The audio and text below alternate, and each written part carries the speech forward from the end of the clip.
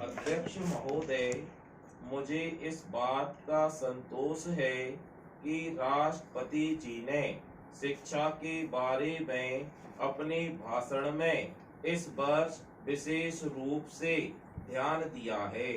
हमको दुख के साथ यह स्वीकार करना चाहिए कि आजादी के बाद शिक्षा में जितना सुधार होना चाहिए था वह शायद नहीं हो सका है।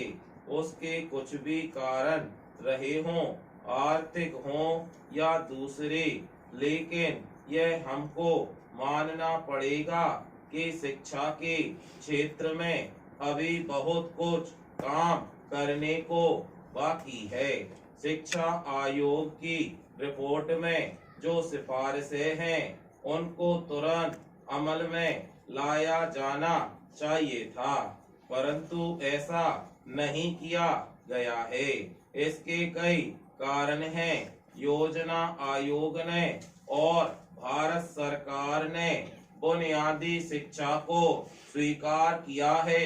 मैं यह कहना चाहता हूँ कि अब वह जमाना नहीं रहा जबकि बुनियादी शिक्षा को सिर्फ कुछ ही क्षेत्रों में चलाया जाए और देश में कुछ ही प्राथमिक स्कूल खोले जाएं और बाकी के स्कूल पुराने ढंग से चलते रहें। भले ही हम उस तरह से शिक्षा न चला सके जिस तरह से ग्रामीण क्षेत्रों में चलती है, फिर भी जो उसका बुनियादी सिद्धांत है कि उत्पादन के द्वारा शिक्षा देना, उसको संसार के सभी शिक्षा शास्त्री आज मानते हैं।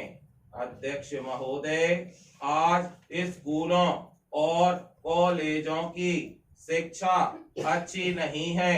यह सभी जानते हैं कि आज की शिक्षा बच्चों को बेकार और बेरोजगार बना रही है। इसलिए मैं तो यह कहना चाहता हूँ कि जो हमारी शिक्षा हो, जो हमारे स्कूल कॉलेज हों, उनमें बुनियादी शिक्षा का सिद्धांत जरूर लागू किया जाना चाहिए।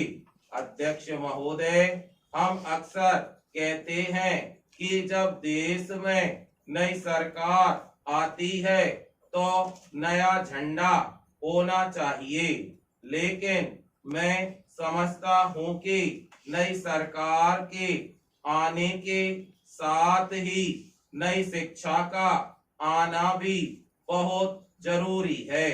राष्ट्रपति जी के भाषण में दलित जातियों के बारे में भी जिक्र किया गया है। मैं उसको बहुत महत्वपूर्ण मानता हूँ। यद्यपि आज भारत देश स्वतंत्र है, लेकिन यदि हम हरिजनों की तरफ और जो आदिम जातियां हैं उनकी तरफ ध्यान नहीं देंगे तो सिर्फ सामाजिक ही नहीं, राजनीतिक मुसीबतों के खड़े होने का डर है।